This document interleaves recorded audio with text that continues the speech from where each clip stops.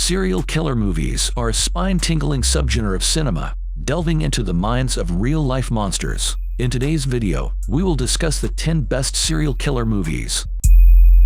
I may have something. Nobody likes people poking around in their lives. Everybody knows why you're here. Someone killed her. Number 10 on our list is The Girl with the Dragon Tattoo. Based on the novel by Steve Lorson, this tense and captivating thriller follows two vastly different characters as they join forces to solve a murder mystery. Mikhail Blomkvist, a disgraced journalist, relies on facts and evidence, while Lisbeth Salander, a fierce and skilled hacker, is armed with a taser and an uncompromising attitude. You don't know that. You have a very keen, investigative mind. You were here that day. Mikhail, approached by Henrik Vanger, a wealthy patriarch, is hired to investigate the decades-old disappearance of Vanger's niece, Harriet, who went missing on Children's Day in 1966.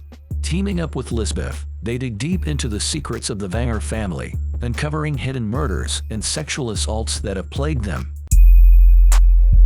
Natural-born killers.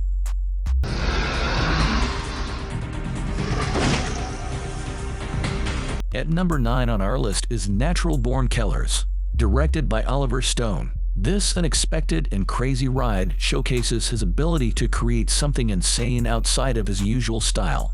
Based on an original screenplay by Quentin Tarantino, the film follows the serial killer couple Mickey and Mallory, played by Juliette Lewis and Woody Harrelson, who become celebrities as their killing spree gains media attention through its unconventional narrative style. At what he sees. Incorporating random segments and satirical elements, the film explores society's obsession with true crime and the romanticization of notorious criminals like Charles Manson and Ted Bundy.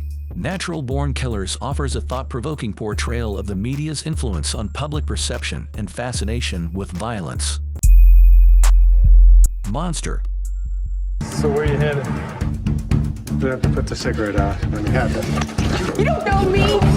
At number 8 on our list is Monster, Charlize Theron's portrayal of Eileen Wuornos, the female serial killer who targeted her clients, is often cited as a remarkable transformation.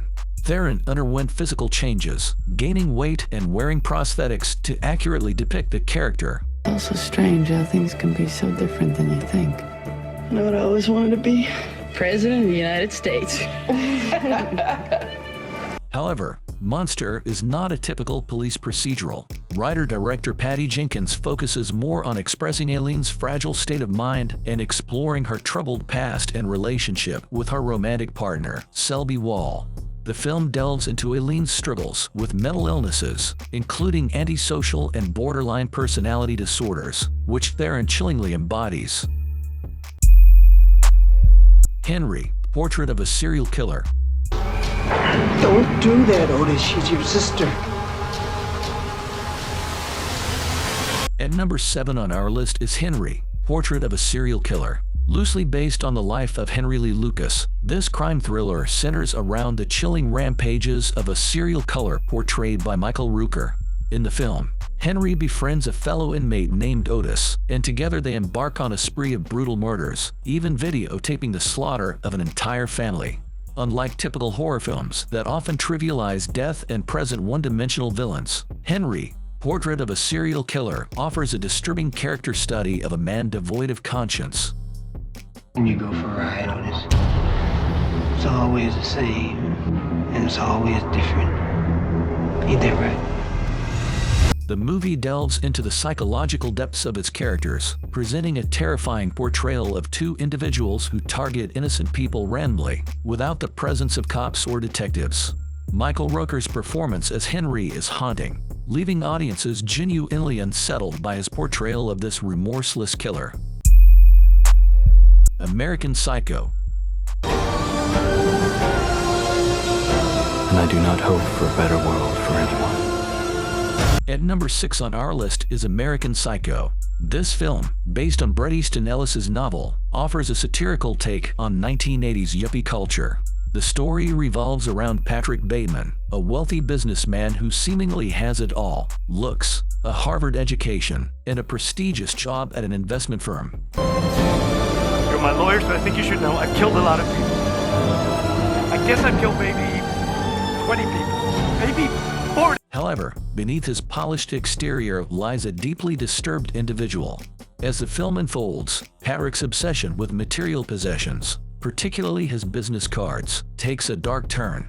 He descends into the role of a deranged killer, targeting prostitutes and business rivals, all while interweaving his murders with attempts to educate his victims about 80s musical gems. I Saw the Devil.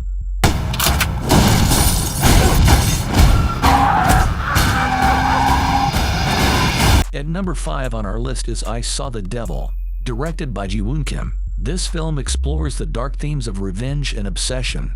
The story centers around Soo-hyun Kim, a secret agent consumed by the brutal murder of his wife at the hands of a sadistic serial killer named Kyung-chul.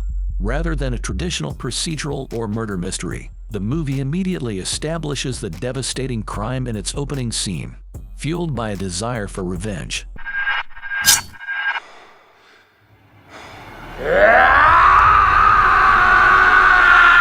Soo-hyun engages in a dangerous game of cat and mouse with Kyung-chul, relentlessly pursuing him and hunting him at every turn. While the film features intense and graphic violence, director Kim provides more substance by delving into Soo-hyun's transformation from a mourning husband to a monster consumed by his obsession. Zodiac. Got any hard suspects? About 90 an hour, come up to around 500. You got 4 crime scenes, not a single usable print. You can't think of this case. At number 4 on our list is this captivating film, based on a true story, revolves around the hunt for the notorious Zodiac killer, who terrorized the San Francisco Bay Area in the late 1960s and early 1970s. It follows the relentless efforts of investigators and journalists to decipher the cryptic letters left by the killer as they become entangled in a complex and elusive web of clues. As the letters start to get more frequent, crime reporter Paul Avery Robert Downey Jr. and cartoonist Robert Graysmith Jake Gyllenhaal start looking into the case. The Zodiac Killer has come to San Francisco. Another letter. School children make nice targets. Even though the film might feel a bit slow to some viewers, the plot is engaging and time flies by when you're watching. Obsession is the theme of the film, revolving around Gyllenhaal and also Fincher himself. He pays close attention to detail and nails the 1970s era, from the cars to the sideburns. He even made the tone feel like a throwback to 1970s detective films. The Silence of the Lambs. I'll help you catch him, Clary. Believe me, you don't want Hannibal Lecter inside your head. With the darkest of all minds. Just do your job. At number 3 on our list is The Silence of the Lambs. Based on the novel by Thomas Harris, this film introduces the iconic character of Hannibal Lecter to the cinematic world, portrayed brilliantly by Anthony Hopkins. Jodie Foster stars as Clarice Starling, an FBI profiler assigned to the investigation of Buffalo Bill, a serial killer who targets women and takes their skin. As part of her investigation, Clarice is instructed to interview Hannibal Lecter, a cannibalistic psychologist who may have insights into the case. In their few scenes together, Hannibal studies Clarice and skillfully turns the tables on her, engaging in a psychological cat-and-mouse game. While Anthony Hopkins' performance as Lecter garnered widespread acclaim and an Oscar.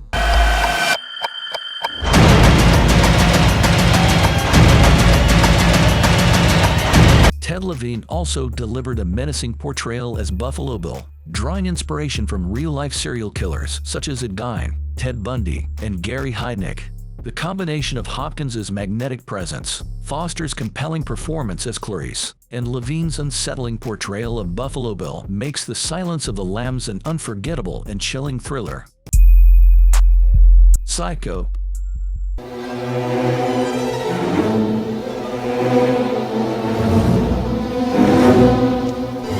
At number 2 on our list is Psycho. This classic thriller, directed by Alfred Hitchcock, centers around Marion Crane, a young woman who steals money and ends up at the Bates Motel, run by the peculiar Norman Bates.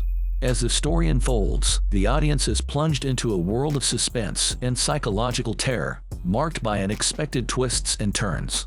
Psycho masterfully explores themes of identity, obsession, and the dark depths of the human mind, culminating in a shocking revelation that has become iconic in cinematic history. With its gripping plot and Hitchcock's meticulous direction, Psycho remains a landmark film that continues to captivate audiences decades after its release. 7. Is death. There are 7 deadly sins. Gluttony. You're gonna come take a look at this? Greed. No one touches anything. At number 1 on our list is 7. Widely regarded as one of the best movies ever made, this crime thriller stands out not only for its portrayal of a serial killer, but also for its exceptional storytelling. Written by Andrew Kevin Walker, the suspenseful story comes to life on the screen under the meticulous direction of David Fincher.